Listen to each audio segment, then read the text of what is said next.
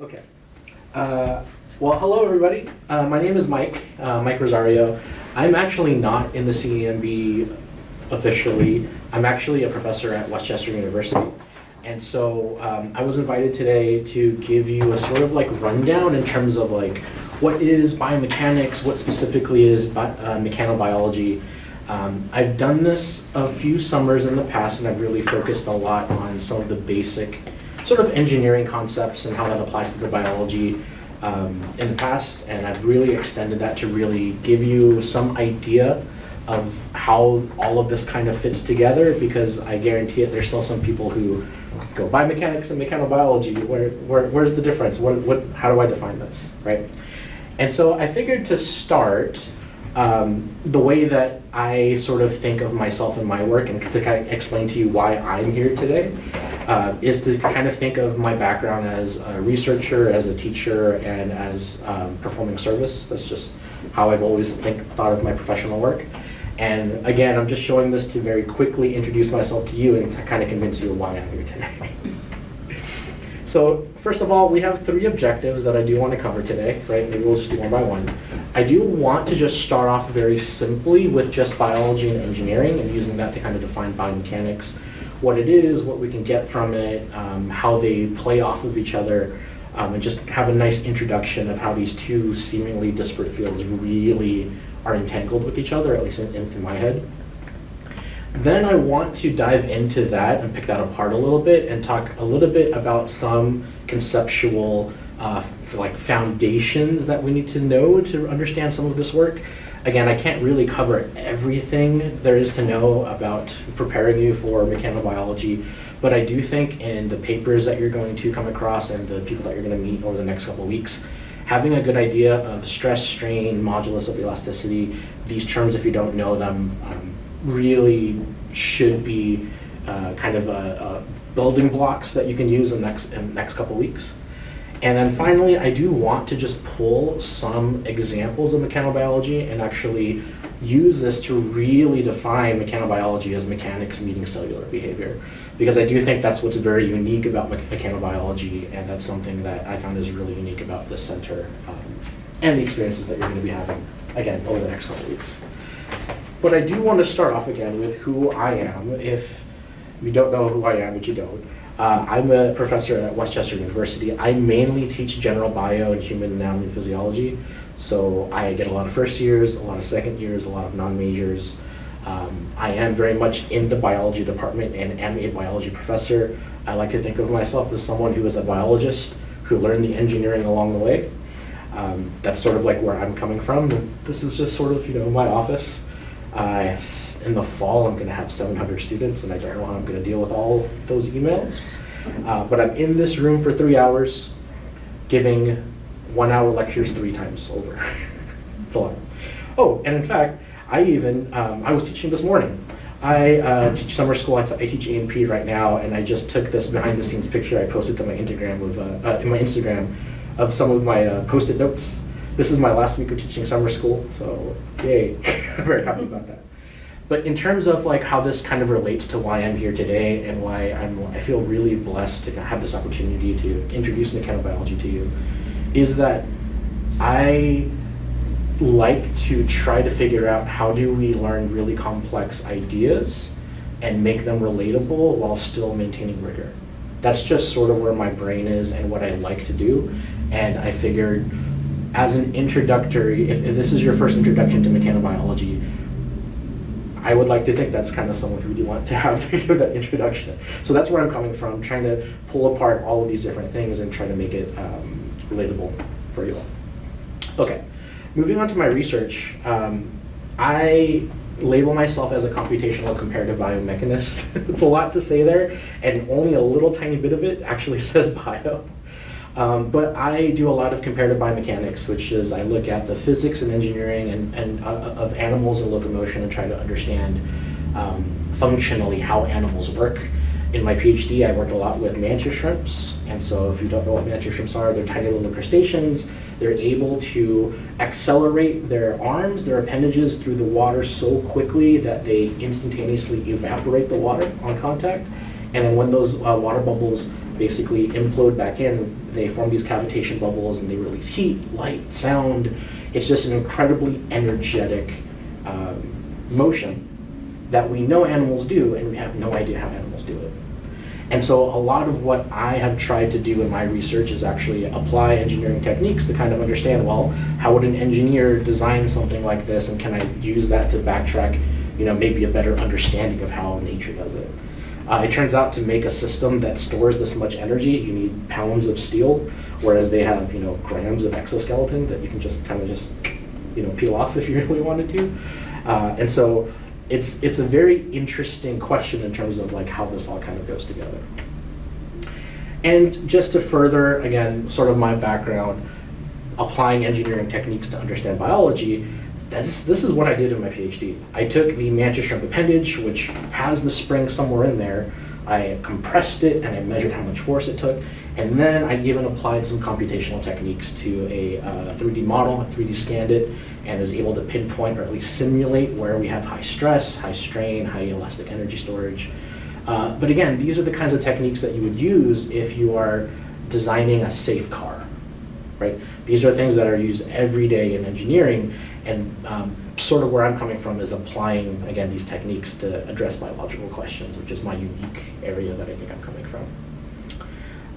Just to give you another example of just how diverse my research can be, I also do a lot of computational modeling of jumpers. So you got a frog, you got a grasshopper, they're both jumpers with different body masses and different even structures that they use to store energy and to jump. And so a lot of what I've done in my postdoc is actually make muscle models that take mathematical models of how muscle should act, use that to virtually stretch a spring, and then measure how much energy that will take. And so we can we can apply this single mathematical model to different taxa, different animals that jump differently, and start to do some comparison to see, are these tuned to each other, or are they tuned to their specific way of jumping? But again, this is sort of just like from my research and where I'm coming from. I'm a very organismal person. I look at animals, I see how they move, and I try to understand the physics of how they move to answer some really interesting biological questions. Okay. So in terms of service, right, this is the last way I sort of see myself professionally. I have been doing this introduction with the CEMB, with this specific program since 2022. This is the awkward picture of me holding a bone in my anatomy lab, but that's the picture that I have on the website. And I do think that I feel like I'm very lucky to be able to give you this introduction. And I'm also have been very part of this program even after today, so you might see me again in the future to kind of like listen to some of your ideas, some of your talks, brainstorm some things. Again, I'm coming from a very intro bio place, and so if that kind of context is very helpful for you, I'm happy to generate some ideas or have provide any feedback necessary in the future. Okay, so really then, I hope that was a very quick way for me to introduce myself to you and also convince you of why I am here to talk to you about biomechanics, even though I'm not really technically part of Penn or the CEMB, right? And I made this sort of figure to kind of show where we're going here, right? Here we have organisms, animals, cells. In this case, it's just a line drawing of a fox. Here we have engineering. When we intersect the two, that's really what I'm terming biomechanics. And I just want to give you some ideas that maybe you could take back maybe to your classroom to kind of explain what biomechanics is, what role engineering has with biology, and vice versa. So whatever here that you find useful, again, I'm happy to pass on. Okay. So I like to always start off with, even before we go at the intersection between what is the same or what is useful when we're mixing biology and engineering, is to kind of think of like how they're different, because there are different approaches and sort of different questions, different things you focus on, whether or not you are a biologist doing engineering or an engineer doing biology, right? And so if we look back in the history of sort of biology, we'll start there. One of the main goals or purposes of biology, I think, is to organize and understand the complexities of life, right? Life itself has many different forms, and one of the major goals we see in biology is sort of figuring out some organizational scheme to understand the relationship between different organisms. But once you start seeing the diversity of life, and you start seeing how they're so different and how they're complex and how do they do what they do, how do they even stay alive, you start to see all these questions about life and how life is life, how life does life, right? And I think what's really interesting is if you look back at the roots of biology, in my opinion, you think of natural science all the time. Natural science or natural history, it really has its roots in natural philosophy. And if you think about philosophy as a field, the goal of philosophy is to know truth, right? Natural philosophy or natural history is just turning that not on outwards, but turning that inwards towards, animals, organisms, all that kind of stuff. And so what is really rooted, I think, in this biological approach is this focus on answering questions, right? Coming up with questions, focusing on answering those questions. Again, some way of getting at truth, whatever that is. Engineering has slightly different roots, and I think a slightly different kind of focus. So when we think about engineering, it really has to do with applying the knowledge we have to make solutions, to make tools, to push, again, technology forward. And so while engineering is not necessarily involved in organizing and understanding, some of that is used, but mostly engineering makes tools and it makes things easier for us, right? If you think about the first tools, things like wheels, hammers, things like that, right? Those were made so that we could do things better, more efficiently. So again, that goes back to the roots, right? If biology and natural history has its roots in natural philosophy and having to do with knowing, engineering really has its roots in solving problems, right? Making the things to make life easier. And so that leads us to this sort of different kind of focus, right? Biology is focused on answering questions. Engineering sort of focuses on design and problem solving. And I'm simplifying this a lot, but you can kind of see how these two approaches might not easily lend themselves to fields that think the same, fields that think about the same questions, or fields that even approach the same problem the same way, right? So given that these two fields have their differences, I do think that it is really important to kind of understand how we can apply these two things together. And I'm using this fox as an example. I really like this fox. This is a red fox and this is a video from the Smithsonian. But I just want to watch a couple seconds of this documentary of what this fox does.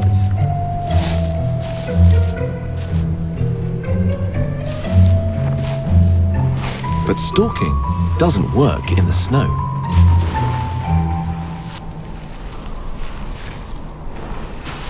Every step alerts his prey below. He needs a different strategy.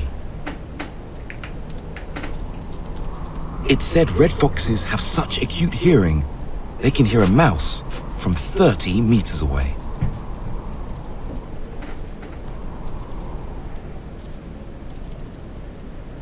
By comparing minute differences between sounds hitting the right and left ears, he can pinpoint exactly where his prey is.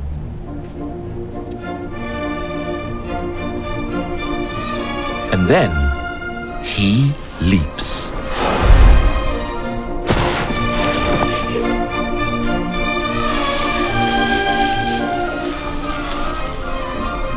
Becoming the perfect pouncer requires trial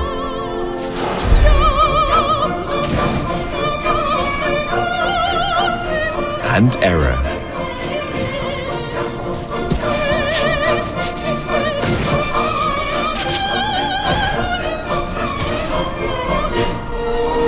Sometimes it's a long shot.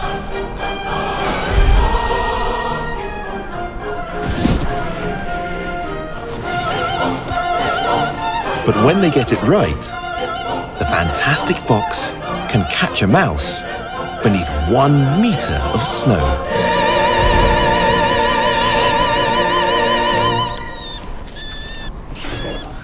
So, I am very clearly a biologist. And I will always show a video of an animal doing something really cool if I get a chance, right? But so, knowing that this exists, knowing that there's a species of this fox that's able to do this, actually lends itself to asking some biological questions, right? You might be wondering a couple things, right? So for example, what specifically about the shape of this fox's skull, or is there anything about the shape of this fox's skull that is protective in nature, right? If you're a fox and you're constantly jumping through the snow, right, the snow is not nothing. You're going to be generating forces from the impact of the snow to your skull, to all of your meninges and your brain matter. And so is there something about the fox's skull morphologically that is preventive in terms of injury? It's a simple question, right? But that starts to lead to other questions, right?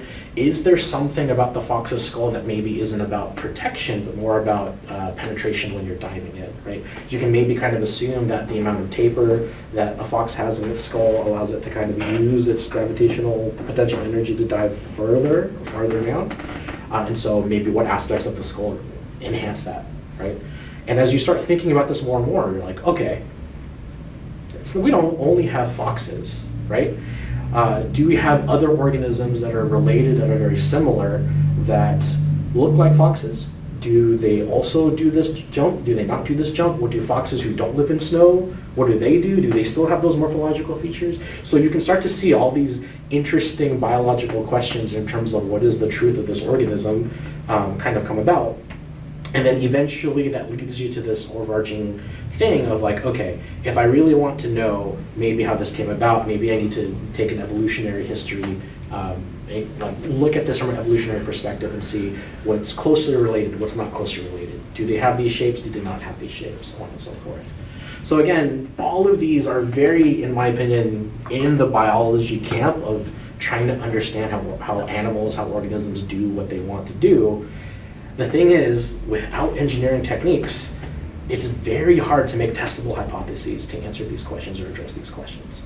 And so one thing that you see, is, particularly in biomechanics and in comparative biomechanics, is this borrowing of the tools and technology and the mathematics from engineering to address some of these biological questions. So for example, everything that has to do with 3D nowadays, 3D scanning of the skull, 3D printing of the skull, even virtually modeling the skull so that you could do some computer simulation, impact testing, all of these things that have been established and really, really worked out well in the engineering land can be borrowed as tools to inform biological techniques, right?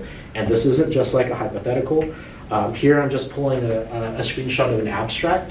This was actually at a engineering meeting, so this is in the meeting of the Division of Fluid Dynamics in 2022 in a session, believe it or not, Fluids Next, Soft Body Slamming Fluids 1. What an interesting session that I wish I had been in. And this abstract, you can kind of see this melding of engineering techniques to address these biological questions that we just laid out. So what these researchers did, they found dry skulls, they scanned them, they found cats, they found dogs, including foxes. They did some geometrical analysis to kind of figure out how are they different, how are they the same. They also then 3D printed different skulls and did impact testing, dropping them into buckets or containers of snow, right? And not even that, this is one of my favorite things that we can do because we're not just dealing with biological structures. We can even take a skull, where is it? We can actually take the skull of a fox and reduce its length by 25% as a way to test what does the length of the snout actually do with impact testing. So you can start to make shapes that don't necessarily exist in biology to test biological hypotheses, which is one of the most creative and interdisciplinary things I've seen. I love it when I see things like this. It really kind of inspires me to think how these two fields can really kind of like interact with each other. So really, really cool. Okay. That being said, I've mostly focused on biology borrowing engineering techniques. Again, as a biologist, that's where I sort of live. But there's a really interesting feedback that can occur as well. So when you start seeing biological revelations or observations that can start to inform some creativity in the engineering process or engineering design, that's when you get bio-inspired or biomimetic designs, and you start to see information flow back in the other way, right? Some of my favorite examples of bio-inspired or biomimetic designs, here's the burdock flower, right? When this dries out, they basically grab onto your socks as you walk through. And so this is the inspiration of Velcro, right? Being able to see this flower and kind of understand anatomically what things about it, morphologically, what things about it allow stickiness and unstickiness, and being able then to make a product and commercialize that, right? That's an example of bio-inspired design. Here's another one, the humpback whale. And then this one I know pretty well because actually one of my colleagues at Westchester studies this a lot. His name is Dr. Frank Fish. He studies whales and sea lions and porpoises. And he needs to make one of those lists of people whose names match their careers, which is kind of awesome. But what he noticed was there was this weird bumpiness or scalloping, not on the trailing edge, but on the leading edge of these whales as they were swimming through the water. It was really weird because usually fins don't have that, and engineered fins usually, if they have this sort of bumpiness, they happen on the trailing edge, on the back. But what he found out is that actually having these bumps does have a hydrodynamic effect, and he even started a company called Whale Power Corporation, where he's made these turbine fins or these turbine fans that are bio-inspired and have that sort of waviness and scalloping on the leading edge, right? So again, there's just another nice transfer of a biological observation into an engineered product, right? Here's one more. We're not going to do too many of these. We could do this the whole day, but I just found this out a couple days ago, the lotus leaf. And so we're not talking about the flower. We're talking about like this lily pad leaf itself. Super hydrophobic, right? And because it's super hydrophobic, it's very self-cleaning, meaning that when the water rolls off of it, if there's any dirt or debris or like pathogens, the water kind of rolls off and takes that stuff with it, right? And so NASA has actually used this as a bio-inspired design to make a lotus leaf-like nanotextured dust mitigation coating. They basically looked at the microstructure of these leaves and have understood they are super hydrophobic because of their microanatomy, and use that to coat some of their materials that they're sending up into space to make sure that they don't get iced, they don't get dirt or any of these like sort of things messing with them. So again, really, really great examples of bio-inspired and biomimetic design, kind of biology and engineering feedbacking on each other, which is really cool. Okay. So at the end of these, I always like to try to give some kind of like a summary slide. So here, in terms of the biomechanics, it really is that engineering techniques are applied to, can be applied to answer biological questions, but also we can go the other way where these biological observations can also lead to engineering innovations. Okay, so in terms of biomechanics, right, that's just a very, very brief introduction to kind of understand what biology and engineering have to say to each other. You know, biologists and engineers have been talking to each other and solving problems for a while now, but I think the more crosstalk we have between these two fields, the more innovation and the more like creative questions we can even ask, right? I've been such enabled as a biologist to answer questions that I couldn't before because I know some of the engineering, right? Okay. All right. So now we get to move on to our next topic, right? And here is just a very quick introduction to solid mechanics, some very basic biomechanical concepts. So in particular, the things that I wish that everyone knew going into this were what is stress, what is strain, what is elasticity, or what's the modulus of elasticity. I think these are not the only concepts that you're going to run into, but these are the ones that you might hear, and it might be so fast because everyone's going to kind of assume that you know what these are and know how these work. And so I like to start off with this cube, because if you take any engineering class and try to understand stress and strain in an object, you will start with a literal building block. And that's what we're going to be doing. We're going to be doing the sort of building block of these concepts of stress, strain, and modulus of elasticity. But even before we get into the sort of like strictly engineering thing, right? This really comes down to, I think, a very simple concept, Hooke's law.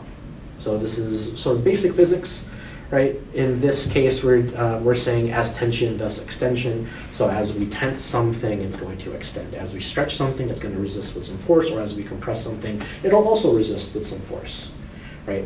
And I think that in our case, if we do teach this to our students, we're sort of teaching that this is how structures behave, and structures do behave this way up to a certain point. Up until that point, then once you get past that point, things can get a little wonky. But within this realm of what we call a Hookean solid or Hookean behavior, we can kind of simplify this a little bit to get a good understanding of stress, strain, and the modulus of elasticity. Okay. Let's start off with a very simple description of Hooke's law, right? A very simple description of Hooke's law is basically this equation, F equals kx. Sometimes you'll see it F equals negative kx. Basically, the amount of force is equal to the spring constant, or the spring stiffness, times how much you stretch a structure. Very linear relationship, very simple, right? In this one equation, you have this translated quotation from Robert Hooke as tension, thus extension. So again, we're just seeing a couple of visuals where we see as we compress a spring, based off of its stiffness, which is just the slope, we're going to get some amount of force. Same thing on the other side. As we stretch a spring, as we go over here and we get the string to be more stretchy, we're going to get some resistance in that force, again, based off of that spring stiffness. And so this is the very important starting point for solid mechanics, really understanding how solid structures will behave depending on what we do to them, right? So as we look, right, this is known as Hooke's law, and this is a very, very specific case of what we call linear elasticity. I'm just going to define linear elasticity really quick. So elasticity is this idea that you can take a structure and you can deform a structure, and that structure, once you let go, will reform. Again, that could either be stretching or that could either be compression. Once you start getting away from that, once you start compressing something, and if it doesn't go back to its original position, then we're talking about plasticity. But if we're talking about taking a structure, even a piece of paper, doing some deformation and having it kind of flop back into place, that's linear elasticity, right? Now, that's a very simple example that will often apply to springs, but we're also going to see this applied to cells, to the extracellular matrix, which is all of the fibers that live outside of the cells. All of that stuff, to some degree, is going to be linear elastic, right? So what does this actually mean? What are our assumptions for linear elasticity? I think the most important one, as I just mentioned, is that the deformation is perfectly reversible, right? Not all structures are going to behave this way, and that's actually when you're going to start hearing terms like viscoelastic, strain-dependent elasticity. That's a lot of where my research program is currently lying, and looking at tendons and how they're not exactly elastic, but they're actually a little viscoelastic or strain rate dependent. And it's actually really funny because when you think about even a rubber band, you would assume that a rubber band is not dynamic. You would assume that because it's one of the most simple examples, kind of like a metal spring, that it wouldn't matter how quickly you stretch a rubber band. Turns out it does, right? So again, this case of linear elasticity and these concepts are a very narrow band of what we're talking about when it comes to studying the engineering of tissues and cells. But it's off of that very narrow band that we can sort of branch off to see, well, if this is not linear elastic, what else can it be? What else is it? And how does it get to be that way? Couple of other things that are kind of important in terms of the assumptions, right? The material does not yield or change permanently. This is kind of an important one, especially when we're dealing with biological tissues. We can see that some biological tissues will have dynamic effects, but given enough time, they will revert back to their original position, right?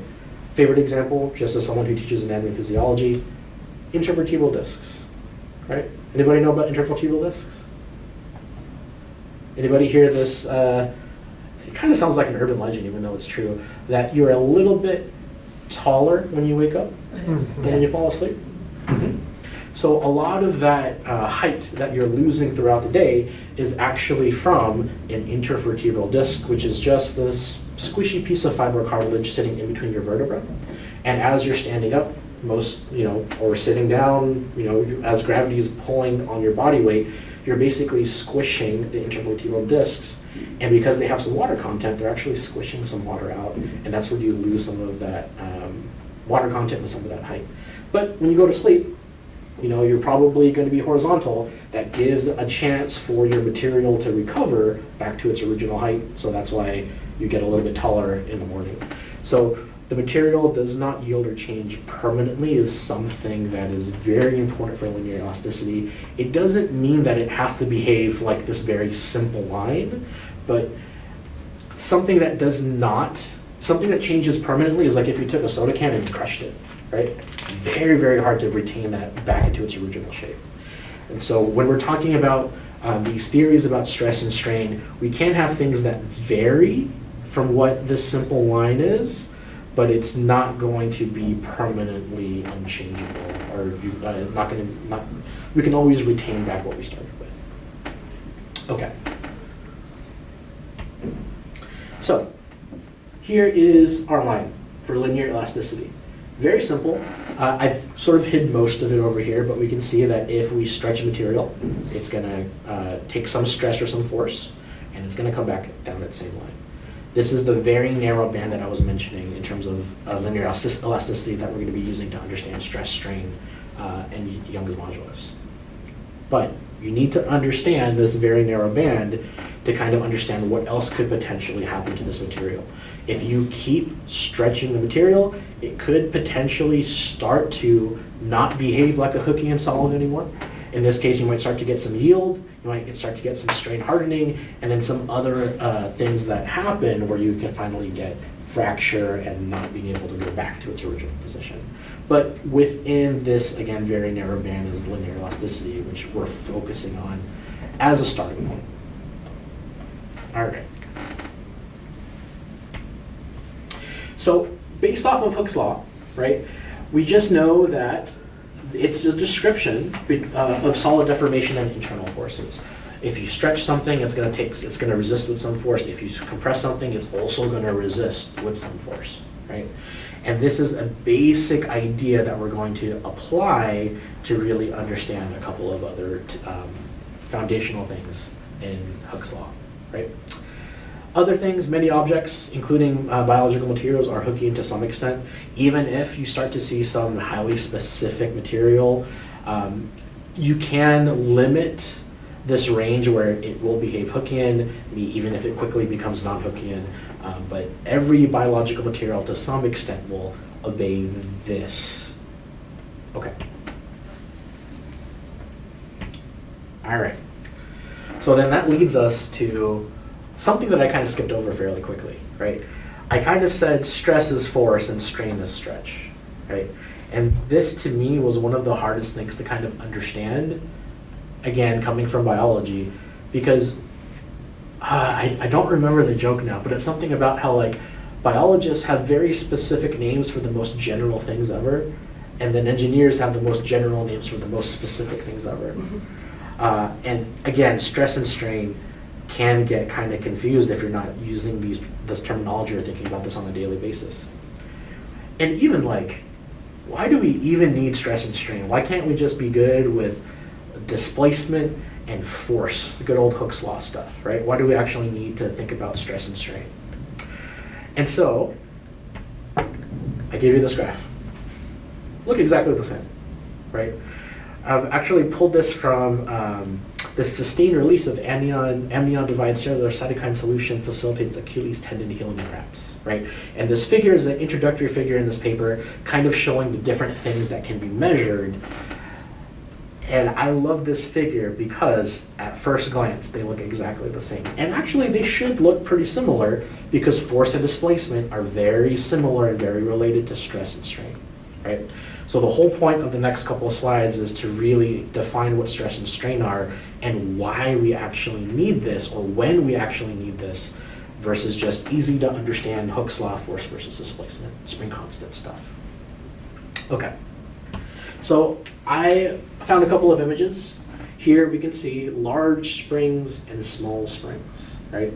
They're made up of the same material, and on this x-axis and y-axis I have displacement, which is how much we're gonna stretch it, and force, how much force it's gonna resist that stretching, okay? What do you think? What are your predictions of how these two types of strings will react, or will behave, big versus small? The same material, right, you said? They're the same material. So they probably have the same spring constant? That's what you would think, Yeah. right? Bigger would mean more force, though. Bigger would mean more force though, huh? I think the smaller one would be more resistant to displacement. Okay. So if we stretch things to the same amount, you think that the smaller ones will be more resistant? Okay. So even in this one little problem, you can kind of see it's very hard to compare these two. And they're very similar. They're made up of the same thing. They're shaped the same. The only difference is pretty much their size, right? And so if you actually were to theoretically stretch the large or small spring, you would see the smaller thin spring have a smaller spring constant, right? So if we stretch it to this much, it would take this much force. And if we stretch the stiffer spring at that same amount, it would take us more force, right? And so the way I like to think about this is like pencil spring versus like your shocks in your car, right? It doesn't take too much effort to click a pen, right? But if you're trying to like force down like the shock absorbers of your car, which have some springs in them, among other things, it takes more force, right? Purely a result of their shape and their size, right? And so this is where our idea of just looking at force and displacement, even though they're so easy to measure, and even though technically when you measure stress and strain, you have to measure force and displacement anyway, even though this is so intuitive to do it this way, this is the downfall of being able to do it. You can't really compare big versus small because the big one takes more force, stiffer, has more material, even though it's the same material, right? So what would we like to do to be able to compare this is actually calculate not a mechanical property, which these are, right? This is just mechanically how these behave. We want to calculate a material property. So not actually what is there, but what the things are made of. We want to remove the effective size. We want to remove the effective shape, right? And at that point, if we can remove these two effects, what we're really doing is we're comparing what is the steel making this spring versus what is the steel making this spring, right? That's all that's left if we take out size and if we take out shape.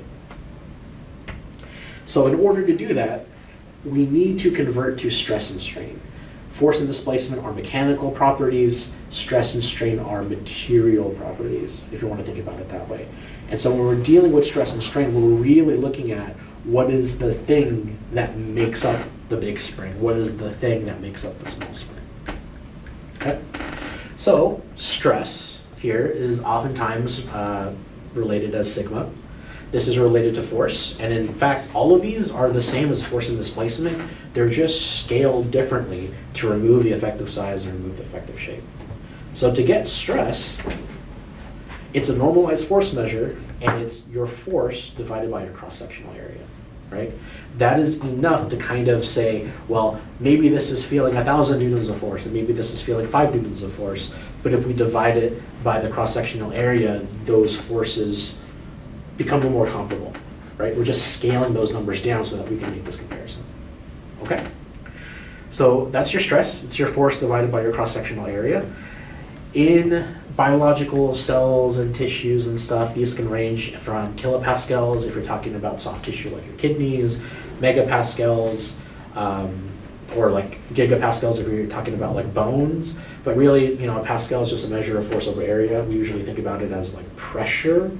And this is also where things can get kind of confusing because pressure has the same units as stress. But this is the range of units that you'll usually see when we're dealing with like mechanobiology things. Okay, what about strain?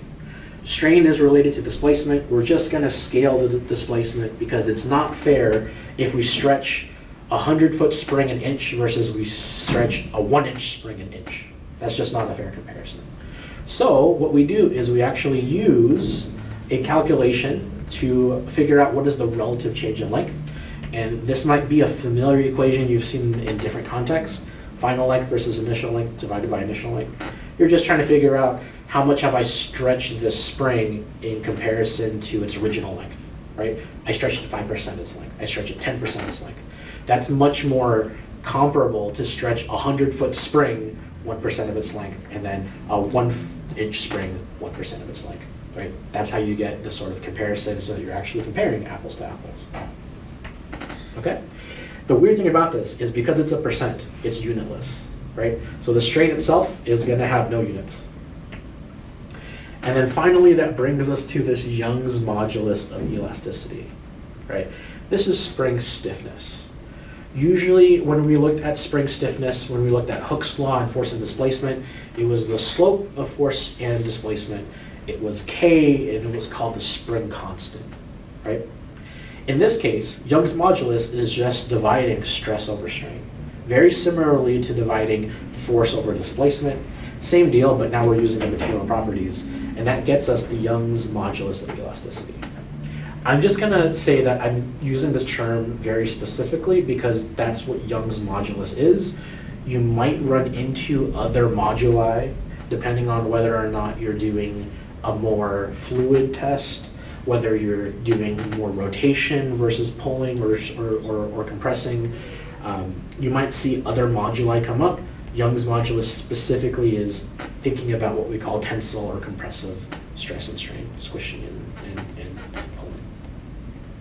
Okay, so this is going to give us an idea of what the material stiffness is, and in this case, very simple, take your stress divided by your strain.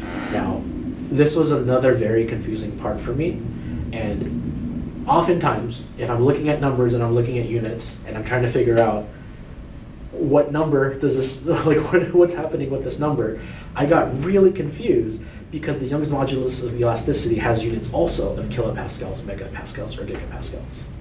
And that's mainly because to get Young's modulus of elasticity, you're dividing stress by something with no units, right?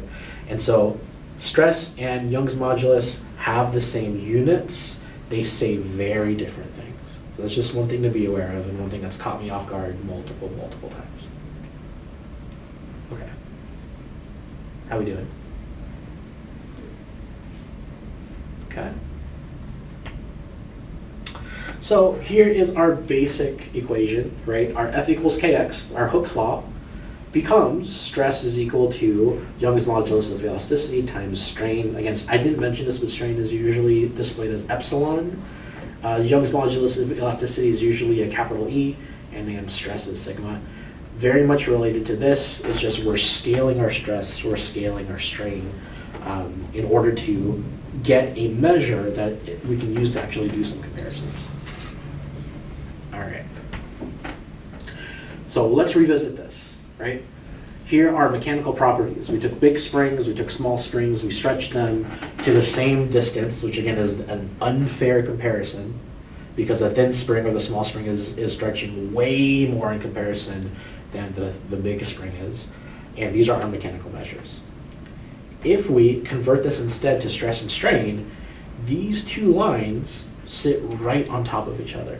Because what we're doing here is we're not comparing big spring versus small spring. We're comparing the steel of the big spring to the steel of the small spring. And in that case, because these are made of the same materials and this is measuring material property, now we have a fair comparison, right? What would be super interesting is if the thin spring, the small spring, was actually made up of a different material. What if it was a little stiffer to compensate for its size, right? So that's when we start to see material properties be very, very interesting. And then relaying this back to biology, gotta bring back some animals because I love doing that. Let's think about this example for a second. Kangaroo rat versus the kangaroo. Both jumpers, both able, I don't have a video of this anymore, but they are capable of jumping in the air roughly to the same height, not relative height, but like absolute height, relative to the same height, and then kick. So they do these jump kicks that are very interesting. But obviously, a kangaroo rat, which is much smaller, right, has a body length of 3.5 to 5.5 inches, has to jump a lot higher relatively, like relative to its body size, and also, you know, maybe has to store potentially more elastic energy, right? There's just some really interesting questions in how do these two animals jump to the same height? Are they using their tendons differently, or are their tendons even different at all? Are they using them, or is there some material difference between these two tendons? So this is a question that maybe someday I'll be able to answer. Maybe someone will give me access to tendons from kangaroo rats and kangaroos. But, right, this is a question that you can ask, right? Do the material properties of the collagen, right, the stuff that makes the tendons, does that vary in the different size scales of a small kangaroo rat versus a much larger kangaroo, right? I think that's a very interesting question, and one that you definitely cannot answer without the borrowing of some really useful engineering concepts. Okay. So as a nice little summary here, we have stress and strain, right? Remember, these are relative measures that are able to remove the effect of size and shape. This is often useful when you're making some comparisons, when you don't want to compare absolutes, when you actually want two things to be comparable, removing the effect of size, removing the effect of shape. These things can be very useful. Also, I brought up Young's modulus of elasticity. It is what we call a material property, and oftentimes, especially again when we're going to be comparing, you know, tendons of different stiffnesses, tissues of different stiffnesses. Maybe you're comparing a healthy tissue versus a pathogenic tissue that is, you know, has some cancer or something, right? That's when we're really going to be looking at Young's modulus of elasticity to really compare the stuff that the organs are made of, right? Okay. So that is our second bullet point over here, right? Gaining a conceptual understanding of some biomechanical concepts. I didn't go through all of the things that you might run into, right? We didn't even talk at all about viscoelasticity right here. We didn't talk about rheology, which you might run into in your 5 weeks here. But these are some basic, solid mechanical concepts that we have. Okay. Any questions so far? Checking my time. Does the modulus of the elasticity take into account, like, I guess, thermal changes that happen from the energy of doing mechanical work? Interesting. So by itself, it does not. Okay. Right? So oftentimes if you do want to, if you do think that there's going to be some, if that's going to play a role, you do want to make sure that you're comparing them at the same heat, let's say, or the same temperature. Okay. But again, if you are dealing with like a viscoelastic material, I mean, even a solidly elastic material, the more you heat it up, the higher chance you have of its elasticity behaving differently, right? So that's just another thing to kind of keep track of, or maybe even a thing that you can modify, right, as an experimental variable in that experiment. Okay. Anything else? All right. So the last little thing that I do want to talk about is thinking about mechanobiology, right? Up until this point, I've really talked about biological questions. I've really talked about engineering techniques applied in the sense of like comparative biology. But mechanobiology is something that's a little bit more special, right? Mechanobiology is really, I think this statement, in my head at least, really encompasses what I think mechanobiology is. When you have the mechanics, the stresses and the strains and the stiffnesses really affecting, transforming, driving how cells behave, right? That's a new aspect of engineering and biology that I haven't really presented at all so far. Okay, so what is mechanobiology? Just your basic picture. I changed my Fox drawing into a line drawing of a cell, right? And I tried to find both an animal cell and a plant cell, but here's just an animal cell. Just know that plant cells are lumped in here as well. And so what we're really doing in this case is we're trying to understand how mechanical forces, how the physical environment in terms of the mechanical environment can affect what a cell does, how a cell behaves, what a cell becomes, so on and so forth. So these are the types of things that mechanical forces can affect, right? You might not deal with all of these in your projects, but definitely some of them you'll run into. So morphogenesis, right? So morph is like shape, genesis is making, so making new shapes out of the cell. Cell migration, right? Sometimes we can apply some forces that either cause cells to move or to stop dead in their tracks, right? To be able to control how they move, and so that kind of shows you cells responding to mechanical environment. Really, really cool. Polarization is just sort of making different ends of the cell, right? Polarization in this case is having one end versus another end. Proliferation, making more cells, and even single molecule behavior, right? All of these things on their own, if you just like don't think about the mechanical forces, these just seem like cell bio concepts, right? The thing that makes this special and the thing that this center really focuses on is how the mechanical environment really does affect these things that cells do. And in that vein, the center is really divided up into three major thrusts. You might have heard of these IRTs. There's a cell matrix dialogue, which is the cell and the extracellular matrix, which is the fibers that exist outside of the cell. I like go over this just because a lot of my anatomy students don't really understand extracellular matrix, but like most of your tendon is extracellular matrix with a couple of cells in it. So it's actually non-living tissue because it exists outside of the cell, the matrix, but cells live on them, the cells make them, they're very important in some of our organs and some of our tissues. This first IRT is really talking about how the cells and the extracellular matrix affect each other. And actually there's this term that is like a recursive dialogue, which is really cool. So there's forces can affect the cell, can affect the forces, can affect the cell, can affect the forces. That to me is amazing. So that's the first IRT. The second IRT has to do specifically with the nucleus, right? This is the nucleus changing, learning, adapting to the mechanical environment. There's a lot of really interesting kind of like cell gene expression type things that happen based off of the mechanical environment of the cell. And so this shows again how the nucleus, which again is storing all the genetic information and kind of in control of what genetic information gets expressed, also has some, can be affected by the mechanical environment that the cell's in. And then this last one, this tissue mechanics in 4D, this is really talking about, if you know how cells work, if you know how the the mechanical environment can affect these cells, can we actually use all that information to make tissues, right? Tissues that we're interested in, tissues that we want to study, to be able to have cells grow in such a way to replicate some of these tissues and their mechanical environments.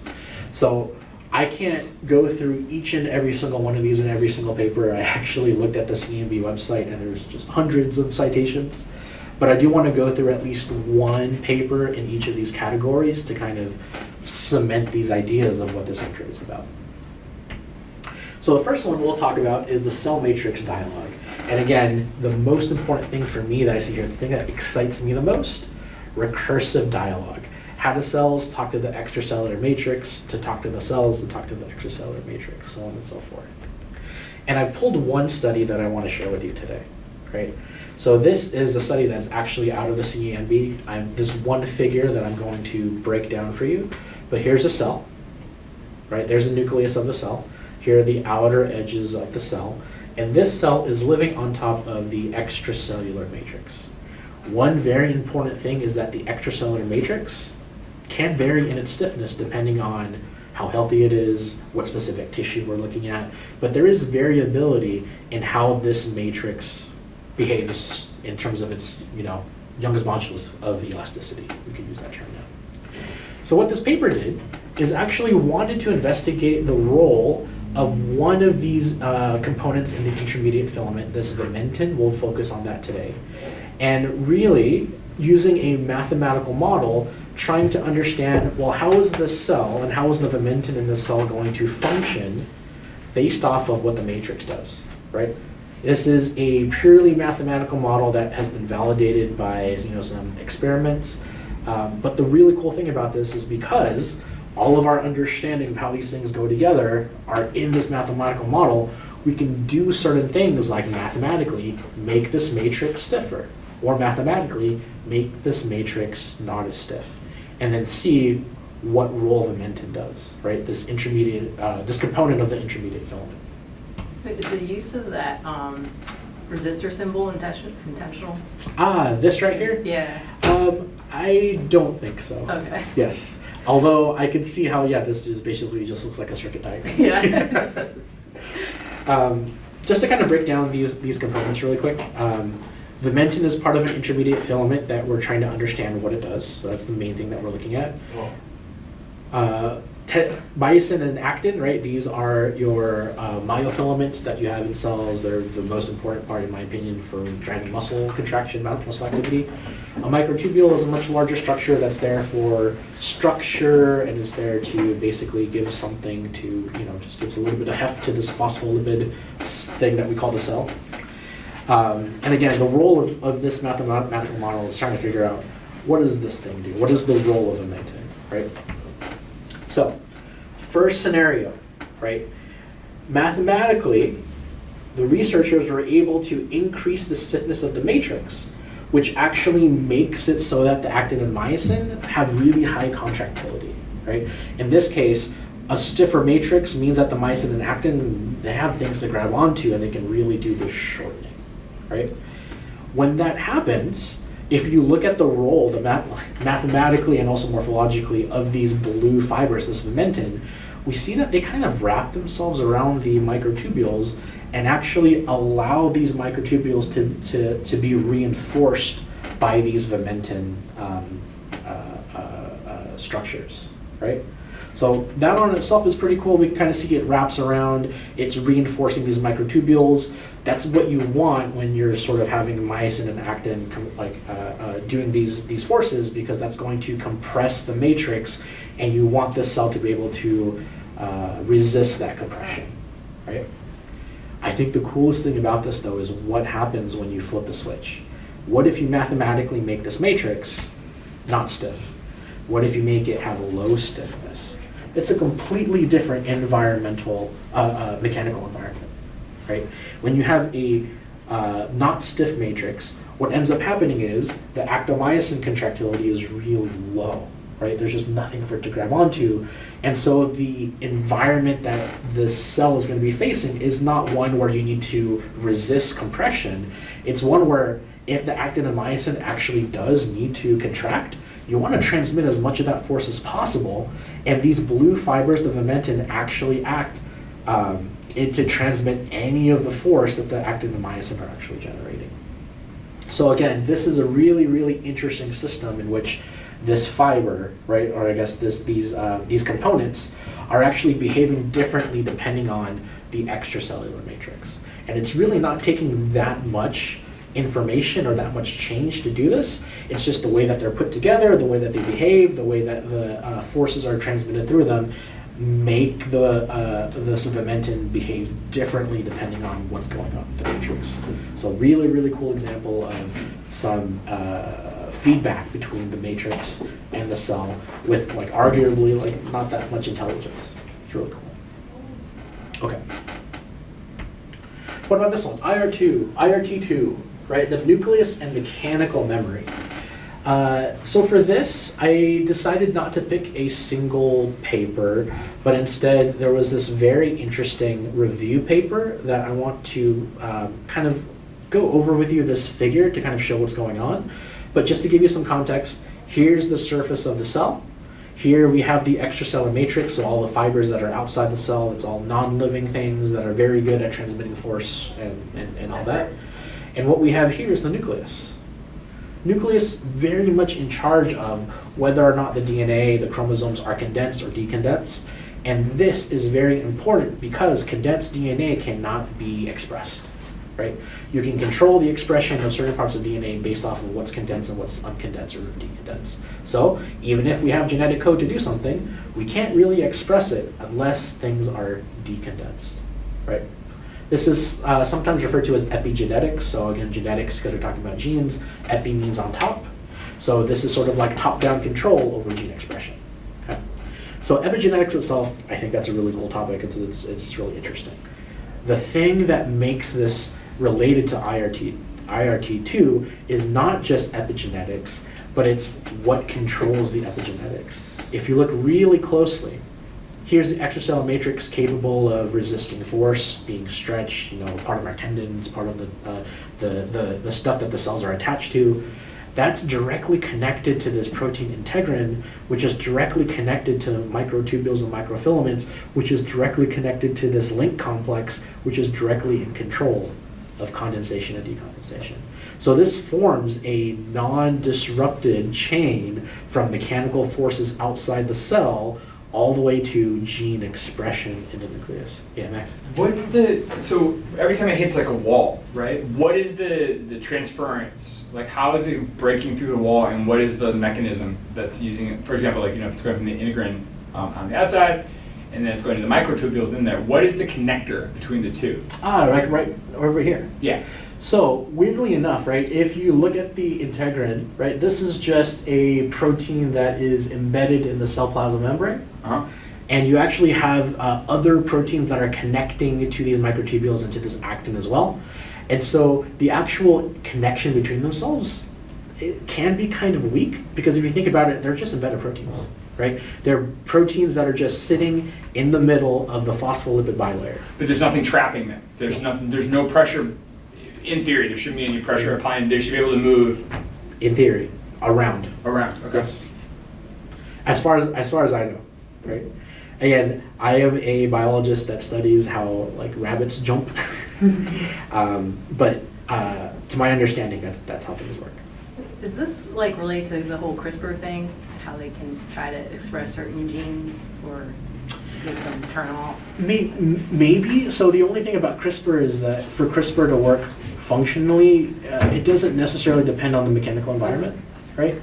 But you could kind of see or imagine a scenario in which maybe some injected DNA into the genome is only activated when things are pulled up, right? In that case, that's how CRISPR might enter into this kind of a system. Okay.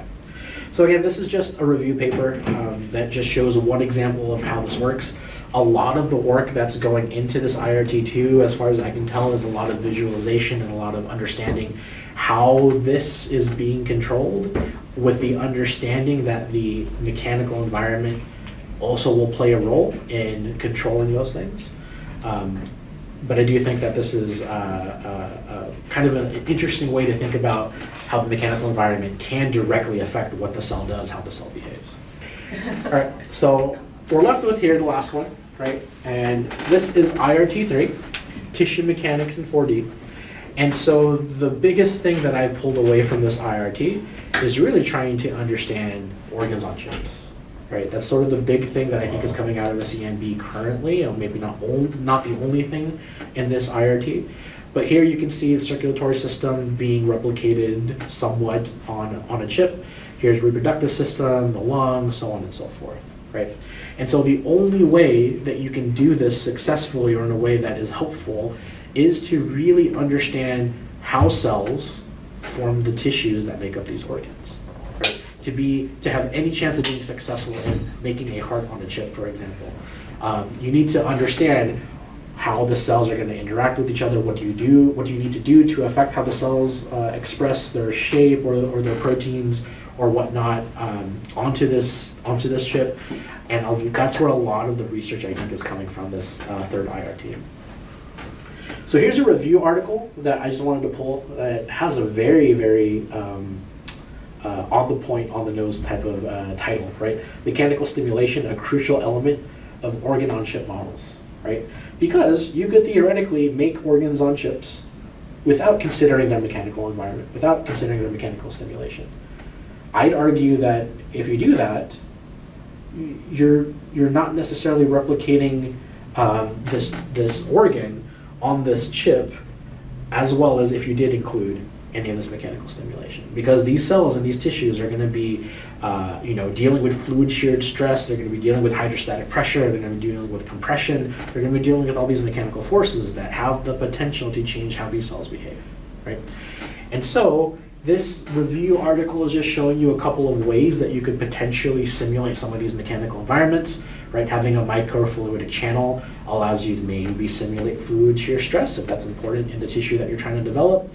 Here we can see if compression is important, you can kind of develop that in that kind of a structure as well. And so this is just there to kind of show you that lots of researchers are taking this mechanical environment, they have it in mind as they're making these chips to actually make things that are a lot more closer to the real life organ and allow these models to be much more useful, right? And so when you're actually looking at some of these organs on chips that are interconnected and talking to each other, I just wanted to pull out one little paragraph that came out of this review paper, and I highlighted some relevant things. But this paper was awesome. It had this title, "How much mechanobiology do we need?" Right?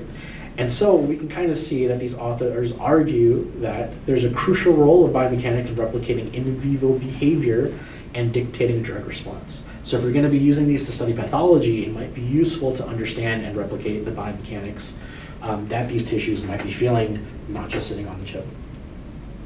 So in this review, we identify several studies demonstrating incorporation of these stimuli has the potential to create more sophisticated organ models that better represent the in vivo scenario.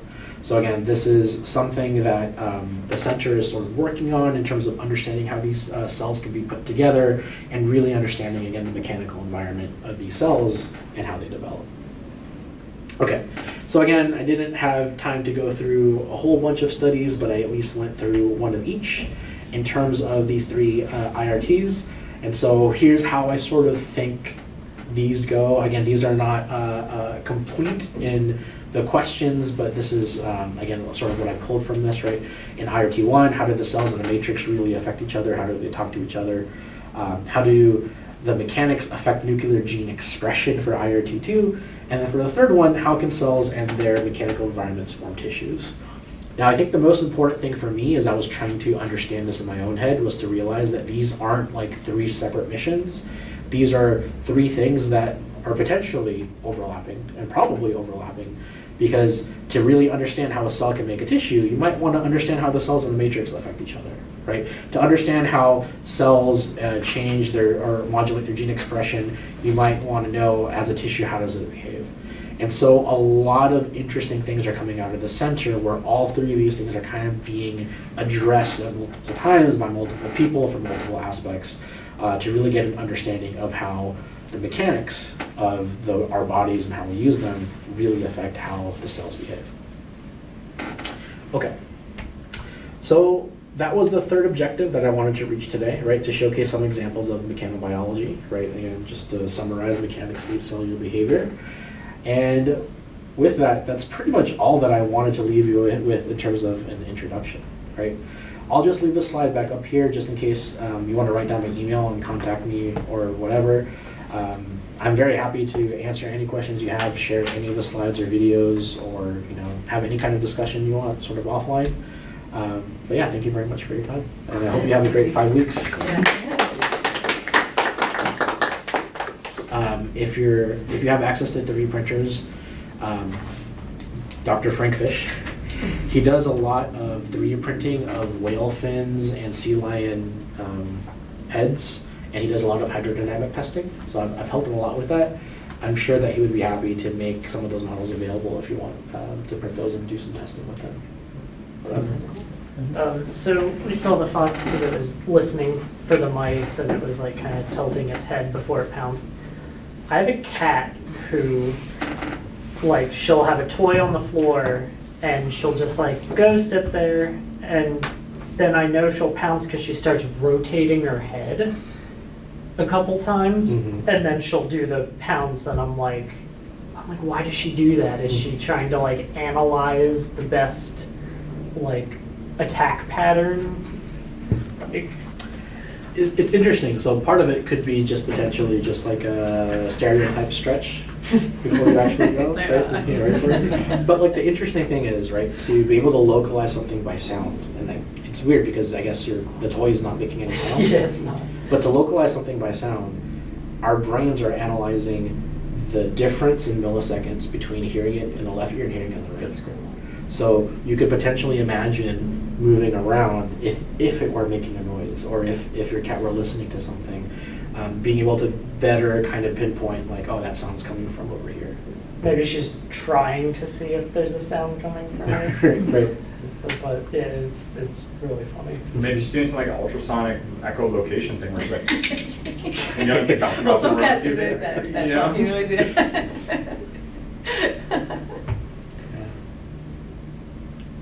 A lot of this, I guess, biomechanics, is there overlap with kinesiology? Because it feels like that, okay, yeah. So most of the students I get in my research lab, they are sort of like on the kinesiology side where they want to figure out, you know, oh, like, how do I heal an Achilles tendon? Or how can I jump higher? Yeah. Or things like that. And I've always found that that's a very good entering point. Because it's just like anything with the human body, in my opinion, is just so immediately like, you want to learn this because it's about you, right? This is your instruction manual, right? But in terms of like, yeah, kinesiology, I do have a lot of students who are like, well, okay, we're doing this in a fox, let's learn about this in a human now. But like, that's kind of the main distinction I think I see between people who are the kinesiology side versus like, Okay. you know, basic bio, intrbio stuff. I have a wild theory. And it's related to what Max said about like if you pull your cheek, like could you activate some genes? So just something weird I want to point out. My arms, this arm right here is a lot hairier and darker than my left arm. And that happened in 8th grade. My friend was doing the game where he did this, and if I saw it, he would punch me, but he would always punch this arm. For like a week straight, he was doing it multiple times a day. And then shortly after that, that's when this arm became dark and hairy. And I'm like wondering, did that constant punching express some genes? Here's the very like interesting thing about this, because as far as I know, that 100% will actually affect your bone mineral density. I'll just talk about that first and then relate that to hairy arm, I guess. But so there have been many studies studying the bone mineral density of dominant hand versus non-dominant hand. And it just happens to be in general population, 2 to 3% difference, right? Your dominant hand is 2 to 3% more dense than your non-dominant hand. They did the same study in elite tennis players who are just like forehand and backhanding all day. That jumps up to about 10% difference. So this is a way that your organs are responding to this external force, this external stimuli. Whenever you have force that's being transmitted through bony tissue, it obeys something called Wolff's Law, which basically stimulates osteoblasts, which put down the ECM to basically get more, right? This is the whole thing of like Kung Fu, Muay Thai videos where they're just like punching trees or just like kicking trees to get like really like solid like shins and like fists. To some extent that actually happens because you get that bone mineral density building up. Now I can imagine that having that bone mineral density build up might also essentially trigger some other changes happening on the integument, happening on the skin as well. And so I'm not super familiar with what stimulates the growth of hair on the surface of your skin, but I can imagine that there's some like, again, some environmental thing that's feeding into that expression for sure. All right, will you share your slides with us? Of course, yeah. And they're updated from last year, so. Yeah, Yes, they excellent. are. Thanks for including the IRT strands in there as well. Guess you had to learn about IRTs. Yeah, I attempted to give an explanation just before, so I'm glad she went through it more detailed. They're so interconnected, so it's really hard to separate them out as you're learning them. You're like, oh, okay. I think I know what these are doing. What's your take on what it means to be tissue mechanics in 4D? What is that 4D piece about? So I thought about this, right? So 3D space, right? You have your Cartesian coordinates. The fourth one, is it time? It's usually time. Okay. Something about shape changing over time, maybe, like Yeah. as it, like that three-dimensional shape changes over time, maybe. Okay. I can kind of imagine that because Yeah, like when these studies first started, it was very much like cells on a plate, very two-dimensional, right? Having just like that 3-dimensionals building up to actually then fill volume, and yeah, the fourth one then has to be time. I don't know what else it would be.